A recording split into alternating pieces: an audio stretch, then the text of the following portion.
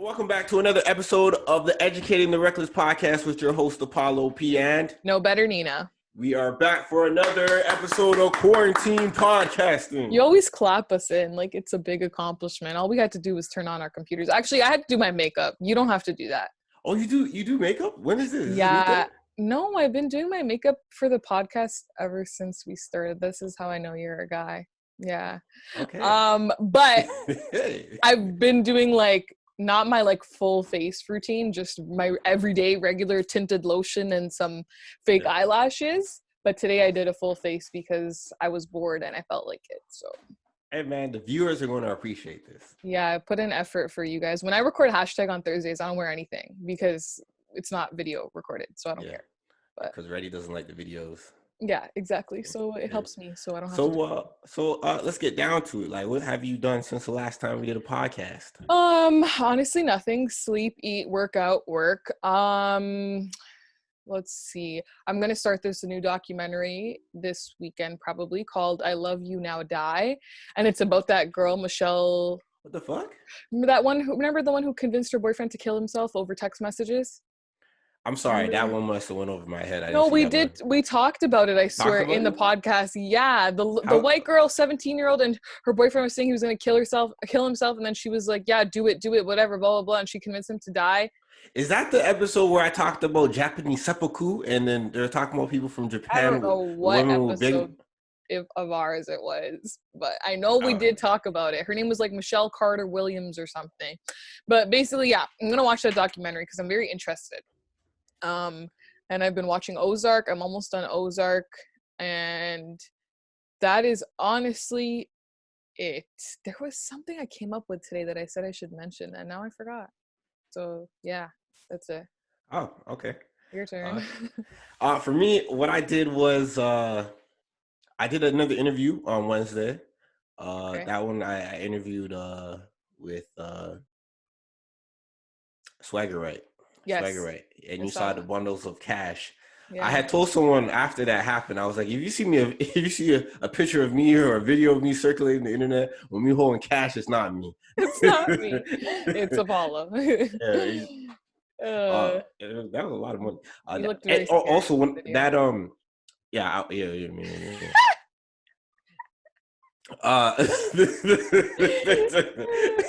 so that's all good. A lot of people don't see what's going on the other side of the camera. No. So what I see, but so that situation right there taught me, or not even taught me, but just tested me to see how little I care about stacks of money. Because I was just seeing it and I wasn't taken back by oh wow, let me, you know how some people might see that and I want to steal it. Yeah. I just looked at it. It was it's whatever. Yeah. You know, I'm not saying I'm the rich person or anything, but I just looked at it. And no, I hear you. Whatever. I think it's because yourself, you have more than that. So you don't really, I don't know. It's different. If it's you're a young kid and you just saw this, what is that? Oh, you know how I got the Ring app. Oh, okay. I should have put that. Oh, it's the door. Oh, okay. Yeah. Yeah. You know how a young kid who might not have a job, that's the first kind of way they get introduced to money. For them, that might be tempting. But for people like us who we are you're 27 or 28? I'm 27. I'll be turning 28 in August. Oh my gosh, you're gonna be so.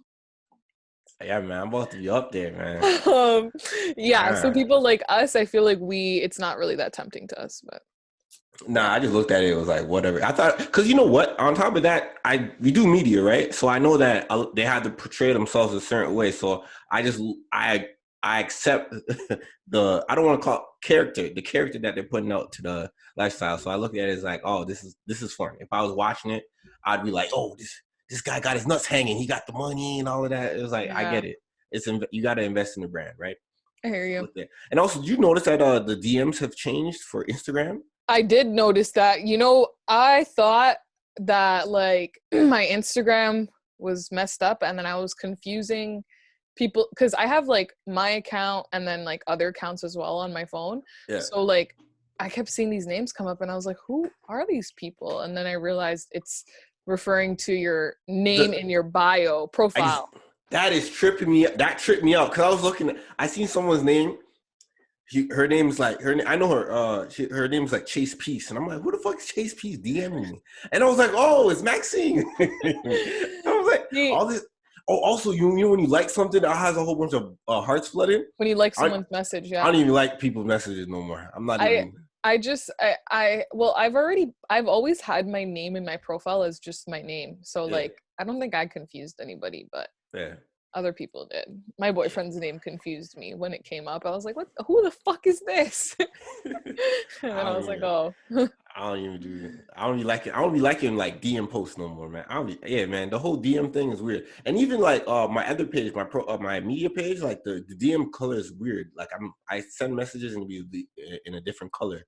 Like I'm sending weird. Like purples or something like Sometimes that. I notice with the other pages that aren't our personal pages, like even with our podcast page, and I run the hashtag page too, like some things are different on there versus on personal pages, and it never changes on my personal page. I don't know, it's weird. I don't know, man. I don't know. All right, so let's get into it. Yes.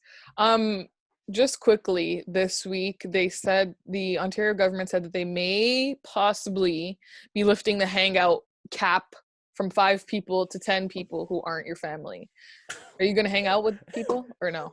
What's your game plan here? I'm laughing because I've never seen a cap 5. I've always been around. Every time I left my house, I've always been in spaces with more than 5 people. So I feel you. Nah, man, fuck that. To be honest, no, I don't really care. And I'm still dapping up people. I'm still seeing people share bonds. Yeah, so. You're risky. I'm not doing all that. But yeah, I'm down to like hang out with people if I know they're good. Like some people I'm a little like stay away from me, but yeah. You know what? People, just in case, I always hold my breath to see if I can hold it for 10 seconds. You know that it came out that test. Come on, bro. It came out that test doesn't work accurately anymore. Oh, doesn't? No. So, that's unfortunate. Yeah. Yeah, that's unfortunate. Anyways, yeah, I just wanted to briefly mention that. So that's some good news about the virus. I'll be hanging out. I'll be hanging out with my good friend Vince on Friday. Well, not really hanging out. How's Vince doing? He's good. He's been holding it down at his crib. I haven't been able to see him since. I haven't been able to see him since last year, to be honest. But I was trying to see him when I got back. But, you know, this whole thing had everything slowed things down. And I'd have been like, yeah, I don't even want to just chill at your crib or anything like that. Yeah. But now that things are slowing down, I'm just more out and about now. So, what happened to your podcast with D-Range? Oh, so good. Sorry, this is off topic. So when no, it's a good thing you answered because it's a great thing. So what had happened was, it had a good solid short run. It was short lived. It's like done. Oh yeah, that shit done. But I say that with all due respect. It's when I went off into like to yonder the country. We had tried to stockpile a bunch of episodes and put those out 2 weeks in advance. And by the time I came back, we would have had enough space for us to actually have a back-to-back conversation. But you can't pre-record, a few months ahead and all this stuff is going on in the world. So we tried. I was kind of busy, so I wasn't necessarily all the way like hands-on with it. So that was my fault as well. And then I was coming back and I told D-Rand, like, let's get it back going. He was like, man, people not really checking for it. He felt some type of way about it. And instead of me trying to pressure the man to do something and damage I feel like a good relationship that him and I have. Yeah. I was like, all right, whatever. Cool, so I get it. You wanted to pressure our relationship and damage it. So we had that big fight. And then, but with D-Range, it was all good. No, because you know what? I was growing. Joking. I was growing. I grew. I think it was actually better for us. I always end up being closer with people after I have a fight with them. Yeah, look at us. And we don't even argue on the podcast. I was talking to some girl that was DMing me, and it was like, yo, we used to argue on the podcast. And it was like, yo, some people looked at it as interesting. But we don't even argue anymore. And I feel like, what the fuck? Maybe we should just hate each other again. We didn't even argue. We're not bickering. We're having civilized conversations. I think because we haven't had a discussion about something that we both like strongly disagree on or take offense to. Yeah. Man. That's fuck, man. If you go back and listen to the argue episodes, man, you'd be like, yo, these guys hate each other. I know, sometimes we did. No, yeah, I don't know. It was good. No, it wasn't like hate, but it was like, it sounded like we hated each other. But like, hey, we're in a good space. So that's the whole thing about the conversation. We didn't even get to put out all the episodes of the podcast, to be honest. Yeah. You just like, I'm like, all right, cool. But it was short lived. All right. Well, all right. It's okay. We're still here. All right, let's get on to the pop culture entertainment talk. I got, you know what? I got to figure out the new way to transition. Yeah, you do. I'll help you. Yeah. I'll come up with something. There's a lot that was going on since the last time we spoke, but like I say a lot, but more so a lot of it is kind of forgettable if you really think about it. Because I think last weekend was Mother's Day, or when was it? So not this weekend that just passed, but the one before that. Yeah. Okay, so this weekend was a long weekend. Okay, so during this, after our last episode, there was some video of Blueface baby mama going wild on him in front of the kids. Like, let's talk about that. Like, in terms of parents fighting in front of the kids, a lot of people have something to say about, like, not in front of the kids. That's such like bad behavior. Like, what's your thoughts on that? I think the way she was fighting was psychotic. Yeah. Yeah. But got the broom hitting it against. Yeah, like getting physical and stuff. Like, that's not. You shouldn't do that in front of kids. 100%, I agree. But I think like arguments in front of kids otherwise is normal, just because like I feel like if you don't, I'm not saying to deliberately argue in front of your kids, but if you don't argue in front of your kids, you're portraying an unrealistic relationship to them where they're going to think it's perfect and sunshine and flowers all the time. Like, my parents used to argue in front of me. Yeah. I remember when I was a kid, my dad used to like they would get in a fight. It's like the middle of the day on a Saturday, and he would leave and go to work instead. And then I would be crying and crying and crying. And like, I was little at this time. I was still an only child. I remember vividly, I would just cry and cry and cry because I'm like, where's daddy going? And then my mom would call him on his cell and be like, you better get back here and make her shut up because she's crying. And then he would come back like 20 minutes later. And then I'd just sit on his lap and he'd just hold me while I cried. And then that's it. Oh. So you know what? Growing up, not to really say I can't remember my mom and dad ever fighting.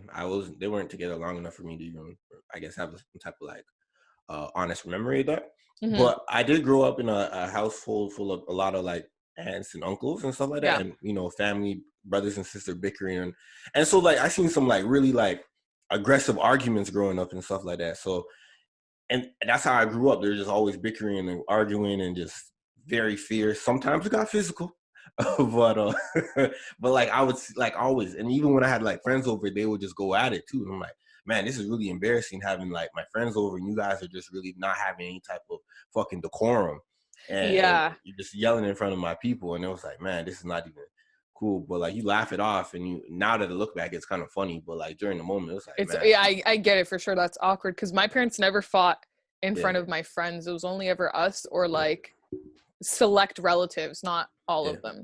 But I like the fact that you mentioned that kids need to see like, relationships are not hunky-dory and stuff like that. There's also like pitfalls. But I think it's the way that you go about the argument that sets a precedent for the kids to take what you or soak in what you guys are, what's going on between you two, and then project that onto their next relationship. It's the way that you argue is what's the necessary point. So looking back at like I don't even think they're arguing. I don't even know. It looked like Blueface was just more so trolling her. Yeah, and like she was just angry and enraged and knocking on the doors, kicking his car eventually, and doing some damage and just doing it. And she was really acting immature, to be honest. I don't know what had happened between them for her to be that mad. But what she was doing a lot of stuff, and that was in front of the kids. So that the kid might not take it in right now, but like that might be something that might gel with the kid. And then when he's with his girl later on, exactly, when he's with a girl and she's not, moving recklessly and engaging in the property and smashing on it, he might look at that as like, I don't think she loves me. She's not being abusive. She's not, doing like crazy energy type of shit. Yeah, no, I hear you for sure. And I think like when it comes to arguing in front of kids, like when you have a disagreement, I feel like the best way to handle that in front of a child, or just in any manner really, but it's kind of hard sometimes, but is to just have like an honest discussion about it, and rather than yelling and screaming at each other in front of your kids, I feel like, because then you'll end up with a crying 6-year-old Nina in your lap asking for her to come back. Yeah, the way that a lot of these celebrities are doing things, it sounds hella weird, yo. Yeah. Hella weird. And they put it out there. But like I said before, and I think this is where we're at right now in society, a tattletale culture. We want to expose everything. We want to show the world everything. You know, we don't want to, you know, keep it to ourselves a lot of the times. We're just like, you know what, show the world, let the world debate about it. Yeah, exactly. Yeah. You know what I mean? So that's where we are as a culture at the moment. And also, so let's talk about, oh, you know what? There was so Webbie and Boosie are going at it. Not really going at it, but they had some words or exchange of words where Boosie. Sorry, one thing. Did you want to not talk about the 6ix9ine thing? I'll bundle it all together. Okay, to be honest, because that's his mom, that's his baby moms and stuff like that. Okay, yeah. So sorry, continue. But like I don't know what happened, but like it looked like when I saw the whole thing transpire, it was like Boosie taking a picture with one person, and then Webbie was like, "Thank you for not inviting me," or he said some type of slick comment. Something, yeah. It was Boosie took a picture with the YF and Lucci wrote a caption saying something about him helping him or something. Yeah. I don't know. And then Webbie caught feelings over it and posted a comment. Yeah. And it was some real hater slick stuff, right? It was like a jab, like a sarcastic jab. Yeah. I don't even think that was sarcastic, because certain people there's sarcasm, and then there's like, I'm hurt. Yeah, boy. No, that's what I mean. Yeah, like it was like a hurt, like a intentional get at you sarcasm. Yeah. And so Boosie addressed it. You notice how Boosie doesn't get heat after even telling his kids that he's getting his kids' dick sucked? Like, that shit wasn't much of a conversation. I know, it's fun. But you know what I realized is that video apparently is old and apparently it resurfaced. I didn't know that. But still, yeah, I noticed that too. I noticed one post on it on the Shade Room, and then that's it. And I was like, what? Ain't nobody stopping Boosie, man. A lot of people were messaging me. Yeah. Okay, so people were voting on my poll. Sorry, not to sidetrack, but people were voting on my poll asking if this is like normal or if this is nasty. And people who voted that it was nasty voted on the poll, but people who didn't want their vote to count on the poll DM'd me separately. There was a good like 4 or 5 guys who DM'd me separately saying that it's a normal practice in the hood. Not saying that's okay. One of them said, if I was, I'm laughing because I know this one's going to be listening. If I would have wanted head at 13 or whatever. And I was like, oh my God. Yeah, to be honest, that's molestation, right? Yes. Yeah, that's sexual abuse. That's trauma. That's traumatic. Exactly. So I was just like, okay, whatever. Yeah, to be honest, to be forced into a sexual act with an older person, and that's traumatizing because you feel like you got to do it because the older person, you know, you don't want to let the older person down. Yeah. But like at the same time, you can't even comprehend the type of abuse that you're going through and what type of mental strain that might have on you growing up. Yep. You know what I mean? But like you might think you might be laughing about it up until the age of 25 until you get to a point where it's like, yo, bro, what the fuck was that? Yeah, exactly. You know? But so Boosie, Webbie, they're longtime friends, right? And so, long story short, Boosie has said something in response to Webbie, saying that, you know, when he came out, like Webbie didn't give him no money while he was locked up, or give his mom any money while he's locked up. And when Boosie came out being a free man, he put Webbie on, got him features that cost the same amount of his shows, brought him on tour, put money in his pocket, and he ended off by saying that Webbie is his own enemy. Webbie doesn't, you know, get up and help himself. So he can't help you if you don't help yourself, Webbie. And then, you know, I guess that's the reason why they're not really around each other, just because Boosie's extra motivated and Webbie is like, you know, on the recline and not really trying to do much. He's really trying to get his mouth fed instead of working for it, you know? Yeah. And so I guess I wanted to say, like, how I want to say this. So when it comes to friendship, right? When do you start to leave a friend alone? Like, at what signs do you see like, yo, you got to just separate yourself from a friend that's no longer you are on the same page with?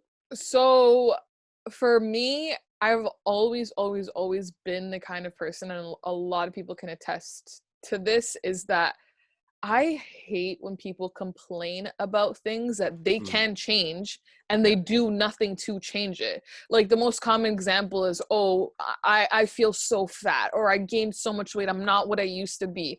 All right, cool. It's not easy, but show me you're taking the baby steps to do it. Don't message me, hey, I want to come work out with you. Hey, I want to come work out with you. And then like make up an excuse the day of or whatever. Because guess what? I'm still gonna go work out with or without you. But it's like, then don't come back and complain to me and say like, oh, I gained so much weight like a month later. Like I don't care at that point. Like if you're not willing to do anything to change it, I don't care. It's the same thing when it comes to guys. And if you're fighting with your boyfriend all the fucking time, and I've been in the situation where friends have been arguing with their boyfriends or the guys they're talking to like nonstop, and they'll constantly come to me with it, and they won't leave. They'll sit there and take it, and they won't do any kind of action for it. So I feel like if you're showing that you're not gonna try after the first time, I'll give you 2 tries at max. Like I'm really not gonna be there and sit and listen to your problems. And especially if it's boy problems, if you know you fight with your significant other that often, maybe don't tell everybody about it every single time it happens. Yeah. Because no one's gonna like them, and no one's gonna rate you for sticking around. Facts. Like, you know what? I am, for people that I generally have love for as friends, I would like to look at and call them my friends. I separate myself when they are no longer in the same type of, I guess, sphere as me. If I'm moving, shaking, and popping, if I'm about this type of life, I do feel weird when I come around you and you do not understand what I'm going through, right? So I like to, separate from stuff like that. Not to say that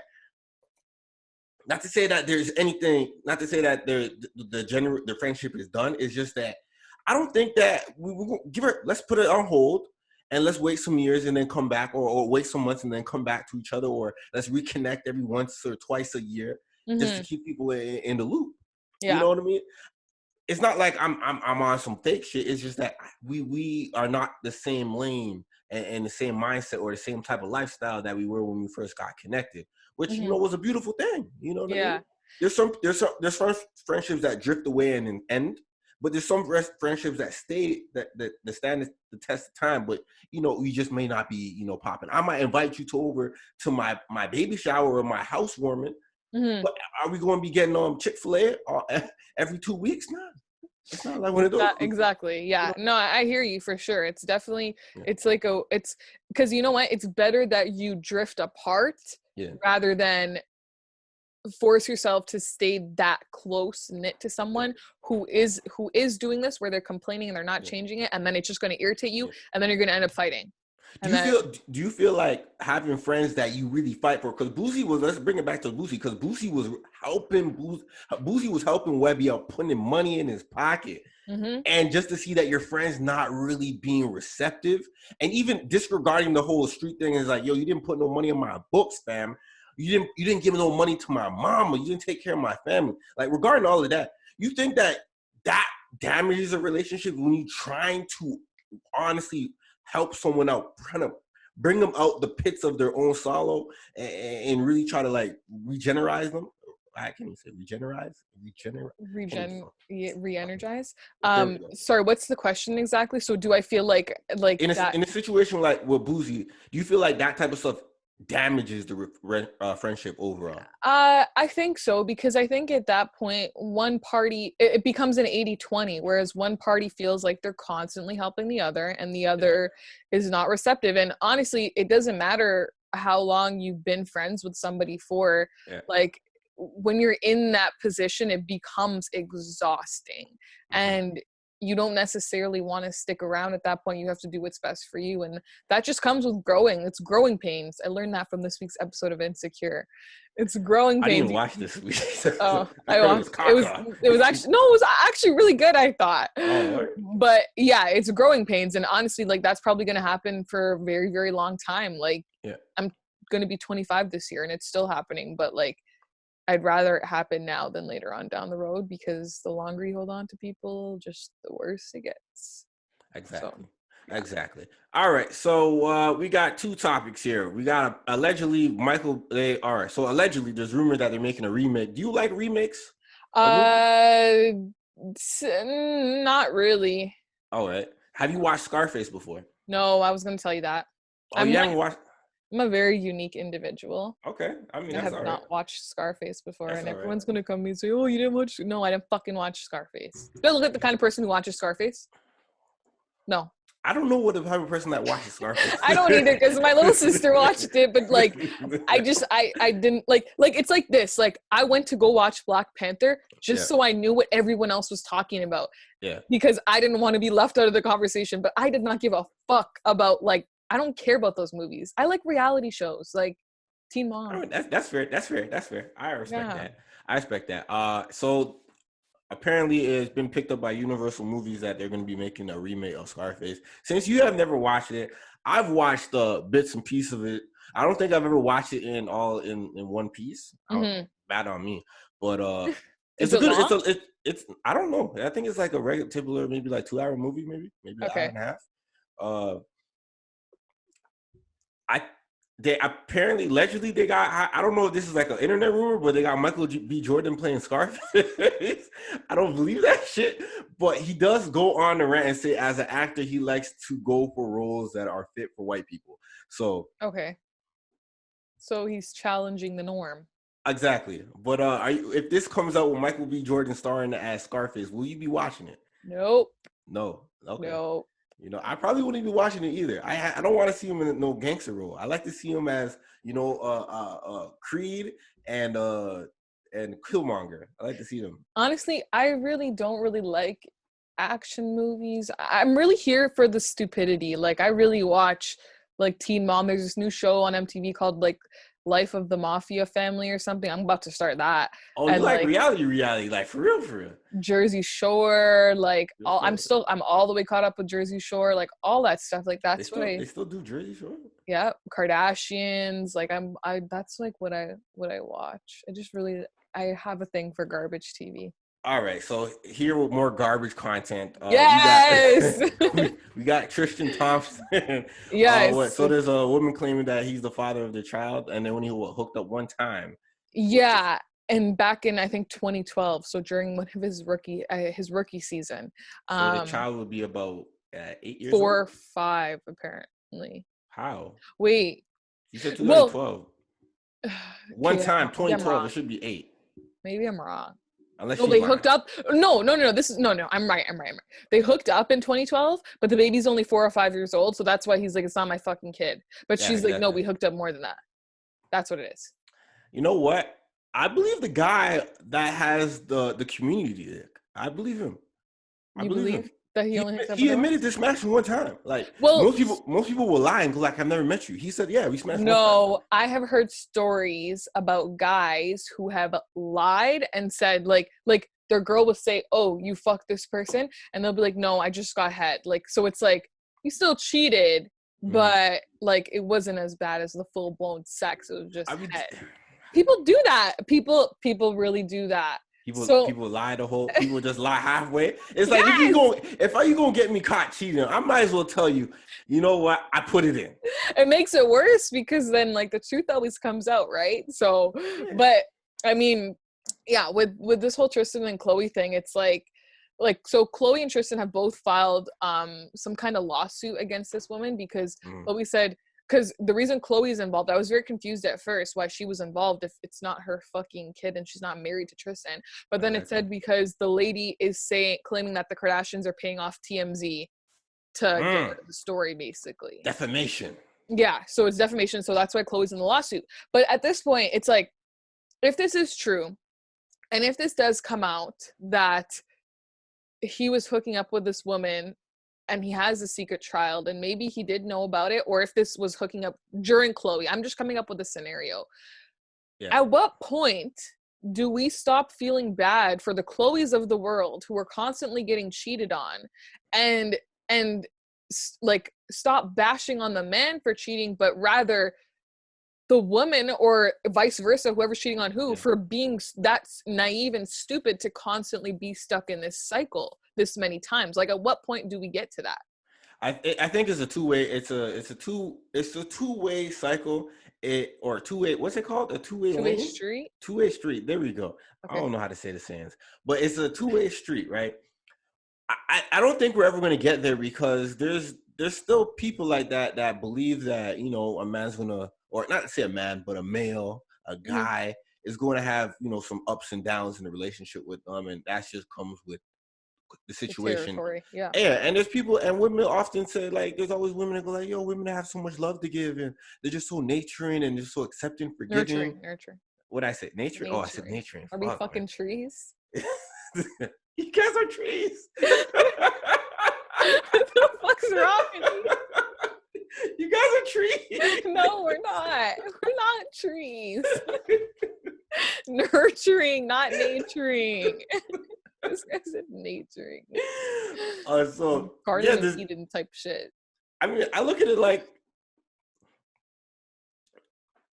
hey, I just think that there comes a point, you're stuck on the trees. There comes a point where, fine, if you get cheated on once and you give them a second chance, yeah, we'll let it be. But then after that second chance, if you're getting cheated on the second time and the third time and the fourth time, and everybody is telling you to just leave. I understand it's hard. You have a kid. You wanted a perfect family. I get it. But cool question. When this girl, if they hooked up one time, wouldn't this girl be pre-Khloe? Pre-Khloe, yeah. But I'm just saying hypothetically, if she was during, or if there was any sort of reconnection, maybe if while he was cheating on Khloe with whoever else, like this girl was also in that picture. He might not have impregnated her then, but like threesomes with you know what I mean? Like, or just going around. Yeah, or just going around. So yeah, I don't know. I just think, like I don't have empathy for you after the second time you get cheated on. If you stick around, I don't have empathy for you. Yeah, I look at this is another, this is just some media nonsense. I appreciate seeing stuff like that. Man from Brampton is still winning, I see. I'm not mad at it, man. I'm not mad at it. I had a tweet like that when he first got Khloe pregnant and it made a BuzzFeed article. I still have the screenshot. Yo, man, you got to do... Hey, man, I love tweeting and it's like... I don't even have a lot of followers. Hey, man, it's funny who picks up your stuff and then how it goes. Exactly. And I guess before we get into the 6ix9ine topic, Bow Wow says he's planning on retiring from music. Do you care? No, I didn't. Does anyone care? No, I think if this was 2000, yeah, we'd care. Yeah. All right. He was supposed to quit when he turned 30, but I don't know what happened there. That's what he said. He said, when I turn 30, I'm done music. And I think he's like, what, 33, 34? I have no idea how old he is. Yeah. You should quit a long time ago. All right, so let's get into the meat and potatoes. So Tekashi 6ix9ine went at Billboards after putting out his song Gooba, I think about maybe a week and a half ago. Yeah. And Gooba did like amazing numbers, like over 100 million something views inside the weekend. Which no way, I still haven't heard it. You're one of those people, huh? But so he was like, yeah, let's keep on streaming. We're gonna get he was planning on getting number one, like to come out of jail, be claimed the snitch, and then have a number one record in America would be something phenomenal. Like his resume would be crazy. But he claims that Billboard, or not even claims, but the latter half of the week of calculation, Billboard put out a tweet where they're giving away packages or between Ariana Grande for CDs and stuff like that. And everyone's like, our 6ix9ine and other blogs are like, what the going on? Why is Billboard helping or aiding in these guys' commercial success, right? And then 6ix9ine comes out, says he accuses that I guess Ariana's label, Justin Bieber, and their manager, Scooter Braun, or something like that, paid for number ones in America using 6 credit cards. I don't know how you got the exact number of 6 credit cards. That right there is a plot hole within itself. Like, how'd you get 6 credit cards? How did he find that? Yeah, how do you find that? Why couldn't it just be one credit card with a massive limit? But I digress.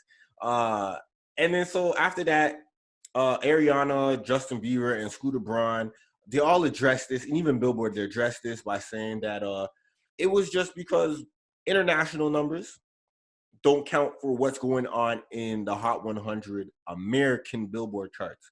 So that's a long story short. The numbers that he did, which were impressive, they just weren't all those numbers. All those numbers that he got did not necessarily come from America in itself. And YouTube is not only just the only streams that Billboard look at. There's also Apple Music and things of that nature. And other but they don't look at, you mean? Yeah, that they don't look at. Yeah. I mean, that they do look at. There's other streams that they do look at. Yeah.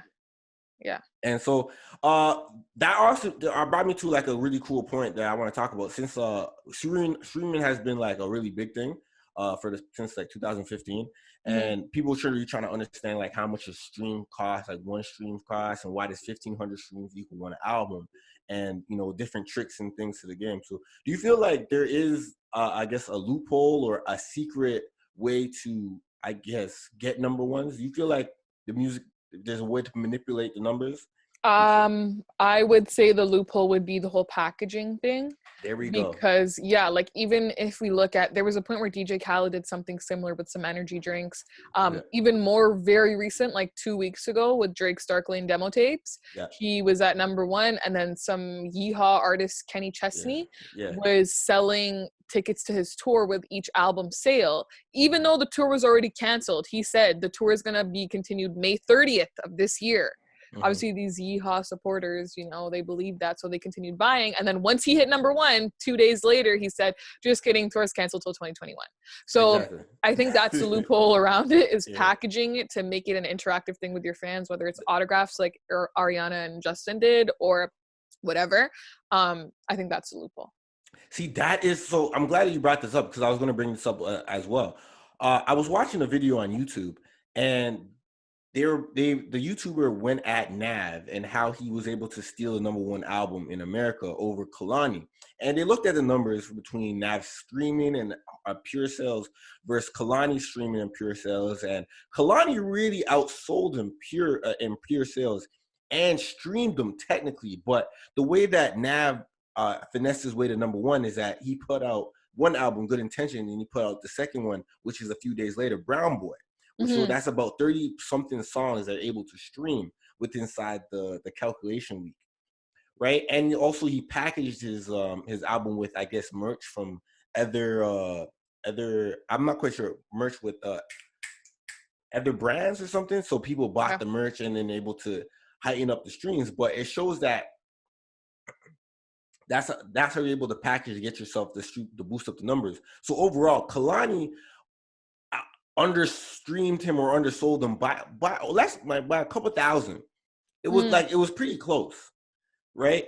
But people are not really talking about Nav's album the way that they're talking about Kehlani's album. Yeah. So it really shows that yes, you can finesse a number one album through different avenues and things like that. And it's kind of cheap in a sense, but like at the same time, I think as an artist, you gotta find different loopholes to get yourself to that number one, because once you get to number one, it's easy to brand yourself as an artist to get more money as features and get yourself. You know what? He should have played off of this whole snitching thing and done some kind of merch or something off of that to help him with. I think he did put out merch, but I don't know if it was calculated towards the streams. Oh, that's the thing. I'm not quite sure how Tekashi should have done it, but I mean, looking back at all of this, I do feel like Billboard.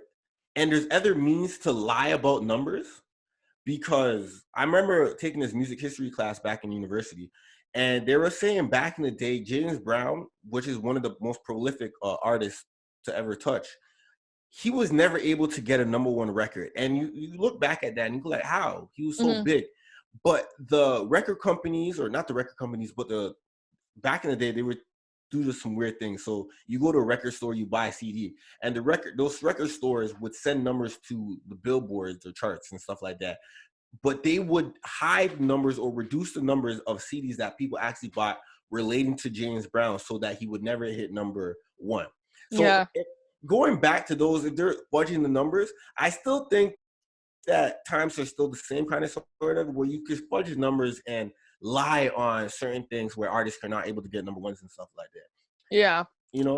No, for sure. I definitely agree. I think when you're in a position of power, you can do anything. Donald Trump is an example. So exactly. So I don't know. This is going to be something that's under investigation. I don't think they'll ever come to the bottom of it, because all artists and all parties are like, hey, why would we do that? It doesn't make sense. You don't have the power. But I do feel like there's certain ways, and I feel like maybe certain record labels execs have a little bit more leeway than others. But to be honest, there's only 3 record labels really running the business. It's like Universal, Sony, and Warner. Those are the 3 big, and everything under there are just sub labels. So maybe. Could be, yeah. Maybe. And then stay on the 6ix9ine topic. Yes. So last week he was beefing with who was beefing with? Rich the Kid. He was beefing with everybody. He's still beefing with everybody. Yeah. He's beefing with Snoop Dogg recently. I saw that too. Yeah. Fuck all of that Snoop Dogg shit. Yeah. So I don't like people like this, right? Like his baby moms are those people that think revenge sex is a thing that's really gonna hurt their partner. Yeah. It's like no, bitch. You got yourself a body for no reason, and you're either gonna tell me, you're not gonna tell me, but you in your head you're gonna think you got one up on me. Yeah. No, you stupid. So what she does was, I know she has so much hate for Tekashi, but she has a kid with him, and she's going to go in another rap star's music video who's having beef with the guy or having some type of negativity towards him, and be in the music video, and then Future goes like, yo, they're using her as a prop? Mm-hmm. Yo, she just smutted herself out. Nina, take it away. What do you have to say on this girl, man? Yeah, I do think she put herself out there as a prop or as some kind of like she itemized herself.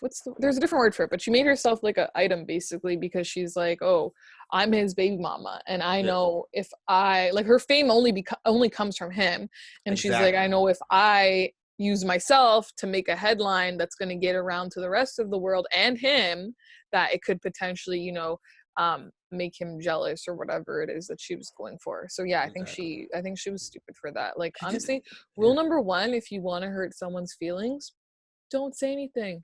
Don't give a fuck, because that's going to hurt their feelings way more, because then they're going to be like, oh fuck, this person does not care about me. Yeah, he was like, I think he wrote a comment like, yeah, they rented her for the weekend.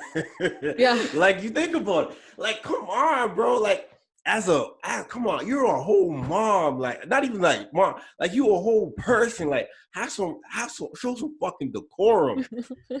You really gonna, like, you're not even a video model. You really gonna get these guys to call you out when they're inside the city, come to the music video. We're gonna have you inside the music video.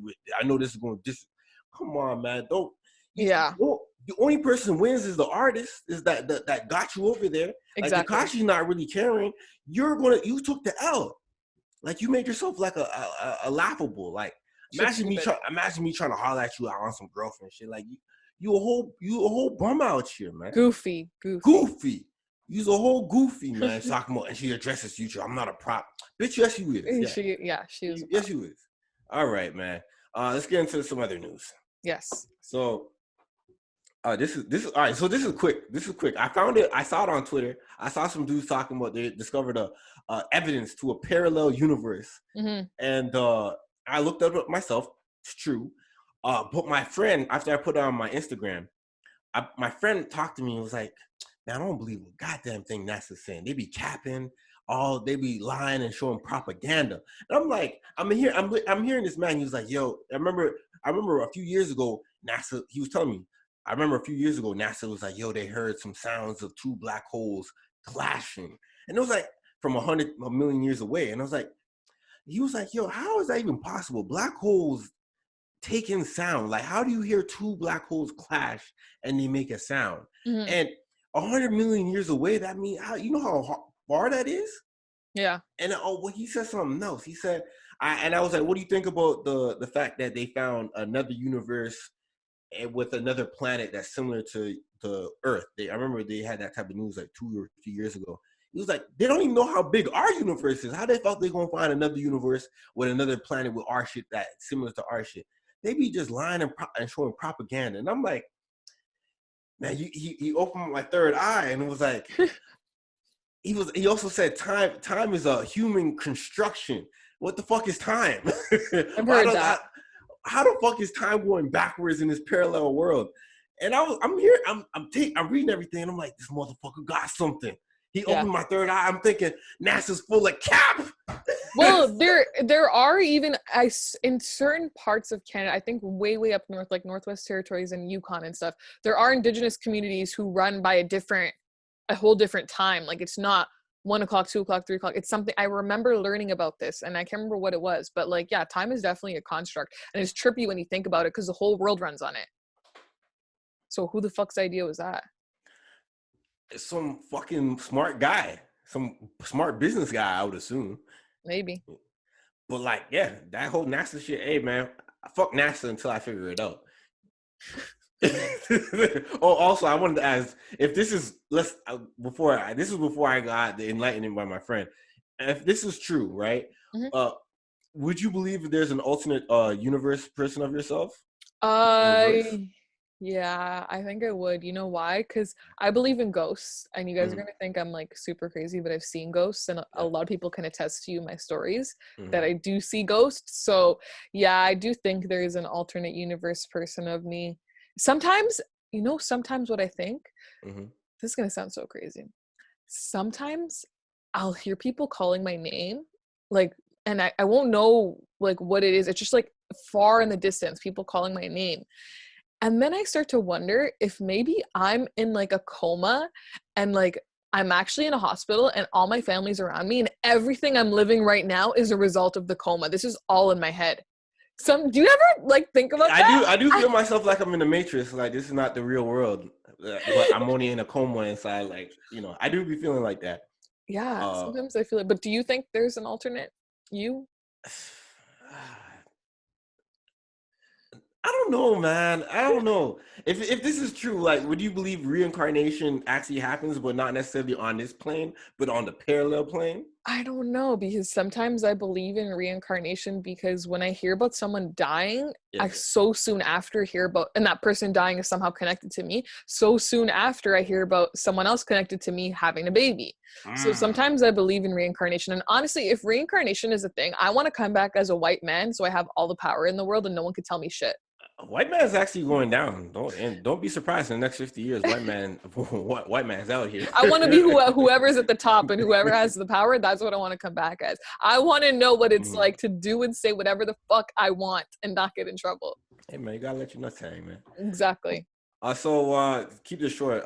The world's mad at Jeff Bezos because he's about to be or pace to become the world's first trillionaire because Amazon's doing numbers during the quarantine. Are you aggy that he's making all this money? Or No, I think it's stupid. People are like, oh, the workers are working in unsafe conditions and blah, blah, blah. But like at the same time, if they don't want to work, don't they have a right to refuse unsafe work and they can leave? They just won't they get do paid. have a right. They do have a right to refuse in Ontario. Exactly. So I don't think that I think people are mad for no reason. Yeah, I mean they're upset because it's like, why does anyone need that much money and stuff like that? You could save the world of hunger and all of that. Oh, Hey, bitch, you could probably help a kid or two if you do. I don't know. Are you doing that? exactly. You know what I mean? People be saying like they're starving kids in Africa, but are you helping them? Exactly. If a dollar a day can help them feed them, why don't you put $100, man? Yep. And at this day and age we're in, we actually like I know we're saying only essentials and only groceries and superstores, but like Yeah. we're in 2020. People need nails, fucking I don't know, makeup, like things that aren't deemed necessities, but like Yeah. we're in 2020. People like there's no way we were gonna get past it without that. And Amazon is our saving grace for that. So I got 2 more topics or 3 more topics here. How much time do we have? We got about 12 minutes. Let's do the sex work one that you posted because I'm very interested to discuss that one. All right. So sex work. Yes. So I was on Twitter. I found this pretty interesting, also kind of weird, but also very interested. So sex work. So there's this account on Twitter. Apparently, he goes to people's OnlyFans and exposes them. I don't know. Maybe he's some type of stalker, or he figures out their real name and real identity and their parents or their family members, and then threatens to expose what they're doing on OnlyFans to their parents and family, right? And Mm-hmm. a lot of these, and he by threatening them, he said, "Yo, take this down, start a new life. You don't got to do this." On some, it's like some type of weird simp shit, but like on the same time, it's like some real like asshole shit at the same Yeah. time. It's Yeah. like, you don't gotta do this, baby. There's more to life. So I looked at all these things. There's a whole bunch of screenshots that I have. I'm not quite sure if the account is still up and running, but I Mm-hmm. took them while I could. And and a lot of these girls would be scared shitless. Mm-hmm. All the pride that it seems like they had on the internet was like stripped away the minute that they got their parents involved. So And he also asked one of them to get on their knees and beg in a video for him to not send it yeah, and send yeah. him that video. That's really fucking weird. Yes, it is. Yes, it is. So my thoughts on this, to keep it short, is, hey man, this is the world we live in, man. It's fucked up. It's fucked up. But like, I guess if you want to do sex work, right, and when you really want to do it unapologetically, please let your people know, right? If you know you're able to survive on your own, let your people know, because you don't want to be in a situation like this where you're really faced with a situation like that. Is that I don't want them to know, right? You did all of this to get money, right? So why do something that you're ashamed to share?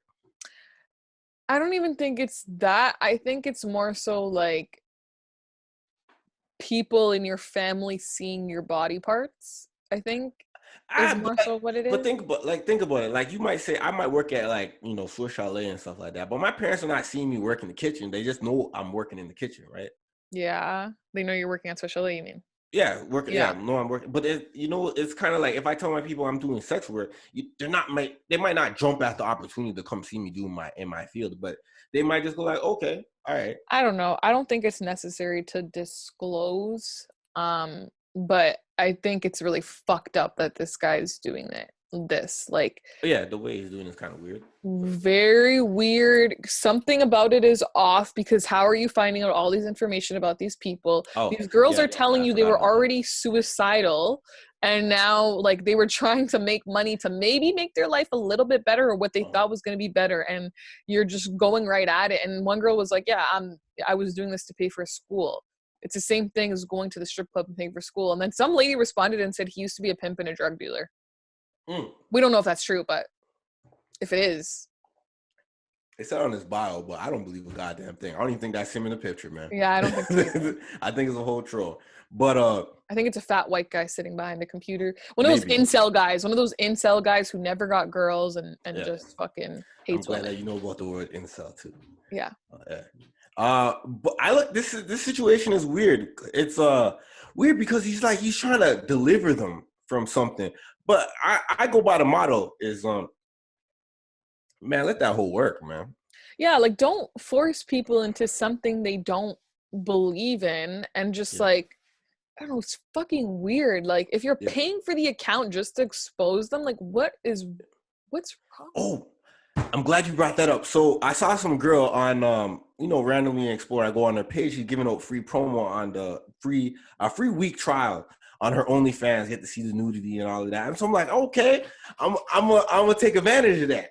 So I go download the little, making the app off the, Twitter OnlyFans, and they talking about, if you want to see the thing for the free trial, let's charge 10 cents to your account. I'm like, hell no, I ain't paying shit for a bitch, man. I deleted that account and kept it pushing. Not even a dime. I heard that people make OnlyFans and they're like wearing clothes and they still. Yeah. I would do that. I would 1,000% do an OnlyFans with clothes on.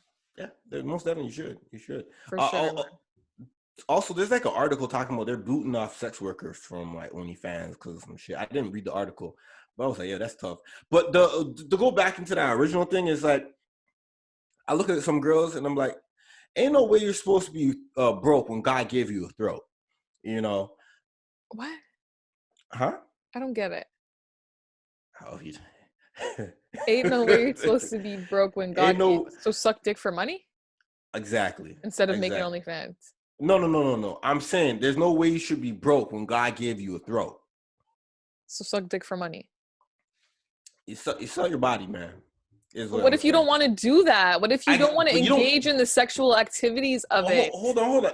Well, people don't think that far. You know this, right? When people go to sex work, they go like, I'm all in, all or nothing. I tried everything else. Allegedly, they probably didn't try everything else. But they didn't try Amazon. They're always hiring. They didn't try a lot of shit. That's what they didn't do. But they're like, it's like, I'm doing sex work. It's a little. I'm able to use my body to get money, get funds, and guys are willing to pay, and that's how they do it.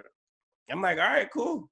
Yeah, but like I'm saying, if you have an OnlyFans account, you might not necessarily want to actually physically interact with these people and make money. Sorry. Well, they pay to see pictures and all that type of stuff. Yeah, but you might not want to actually go and fuck them and catch an STD. No. I don't think people and catch an STD. I mean, I'm not to say I don't think, but probably people on OnlyFans probably met up with people and fucked, or made an OnlyFans video with their subscribers. If I had an OnlyFans, I wouldn't do that. Oh, and also let's get this straight. OnlyFans is not for sex work. It's the sex workers brought it to a place where they really branded it as a sex app. Right? So what is it actually? it's a way to engage, like a Patreon in a sense. You know what I mean? It's like a Discord or any type of like place where you have a following and you're able to get them to do exclusive content for them to where they're able to pay and subscribe. So It's you know just what I should do? What? I'm gonna find a hidden talent of mine and I'm gonna record it, and it's not gonna be anything to do with sex. Like it might be like juggling roses or something, and I'm gonna put it on OnlyFans and I'm gonna make money off of it. I just need to find out what the talent is first. If you think I have a talent that I don't know about, let me know. You should do it. Or I should do those, oh my God, I should do those videos where I just eat into the microphone and I just eat and eat and eat. And ASMR? Yeah, people will I mean, I don't know how much I think cool. I don't know. But yeah, OnlyFans is, you could, if you want to do OnlyFans, if you're a woman out there or a girl out there and you're thinking about doing OnlyFans, and you feel like this is the last option, yeah, there's you probably Amazon. should. No, I mean, let's be honest. If they think this is the only option they got, you should do it because bitch, this is rock bottom. your mind hasn't excelled you to anywhere else in life. But also I'd be thinking it's like, yo, your body's not gonna look like that forever. So you gotta have some type of like backup plan. So if you're gonna end up going to real estate like most hoes do, or you could get surgery. If you're making enough money off of OnlyFans, your body could look like that forever. Nah, you age after about depending on. There's wrinkle preventive surgery, you know that, right? Skin tightening. Really? Yeah, there's a bunch of stuff. Oh damn. Yeah. Well, look at that. Oh, you know what? We didn't even get into this one. YouTuber Rice Gum. Man. So I guess we have 4 minutes left. Okay, let's touch it. All right, so YouTuber Rice Gum forced his girlfriend to sign not forced, but got his girlfriend to sign a contract that he would own a percentage of the money, knowing that she would be famous after dating him and stuff like that. So, do you feel like this is a great business deal or a great business? Actually, no. What do you think about this? This first. Was she Instagram famous at all or anything before dating him? I didn't look into this. This is all I got. This is all the information I got. If she was Instagram famous before this, then I think this is like stupid. She shouldn't have agreed to this deal because she was already making her own money and she was already famous. Yeah. But if she was not, if she was a regular human being like you and I, then I think it's a smart move. Yeah. It's kind of disrespectful in some way, shape, or form. I can't really point on It's called pimping. It's called pimping. Yeah, but and I don't think if I was in that situation, I wouldn't agree with that because I'd be like, what the fuck? Because then what if you end up being more famous than him afterwards, which is his fear. But if you do end up being more famous than him afterwards and you're still giving him 5% of your money, but people are really only checking for you and not him, then what? Hey man, if I got a girlfriend, I think this is a great business move. Some people may look at it as like, why would you do that to your girlfriend? Hey, marriage is a business too. People want to get married, but don't think about the money that comes with marriage and the political stuff that comes with marriage. But like business, hey, you go to I'm making money. You want to come into my life, and I know that I make money off my image and my lifestyle. I can't keep you in the background forever. So I know people are going to. I got a fan base. People might just come jump off on you. And with that being said, you start making money, let me just sign this contract. So when you start making, I think he makes about, I don't know, don't correct me if I'm wrong. He makes about 5% of her earnings, which is not that much, but it's still a little something. Mm-hmm. So I get a little 5%, maybe 5-10%. That's a manager's fee. You know, managers get like 15%. You know what I mean? Like it just really blurs the line between relationship and business. And are you guys actually in love with each other, or is it's business, man. It's business. You talking about if you want to be around me, you're gonna get famous. And when you being famous after you break up with me, you're gonna try to not live a regular life. You got accustomed to the lifestyle that I gave you. So might as well let me get a percentage of that lifestyle that you continue to create for yourself. I don't see nothing wrong with that. I don't think she should have agreed to it. I wouldn't agree to that. I would just feel disrespected. So I'd be like, no, sorry. I understand that. All right, man. So that's where we're going to end it off right there. Yes. Yeah. So if you enjoyed this episode of the Educated and Reckless podcast, remember to subscribe, like, and keep informed of what's going on. And also, do your best and send us information you want us to talk about. Mm-hmm. All right. And we'll be back again next week with another episode of Quarantine Podcasting. All right. So this has been another episode of the Educated and Reckless podcast with your host, Apollo P. and No Better Nina. And we'll be back again next week, like I said before. All right. Peace. Bye.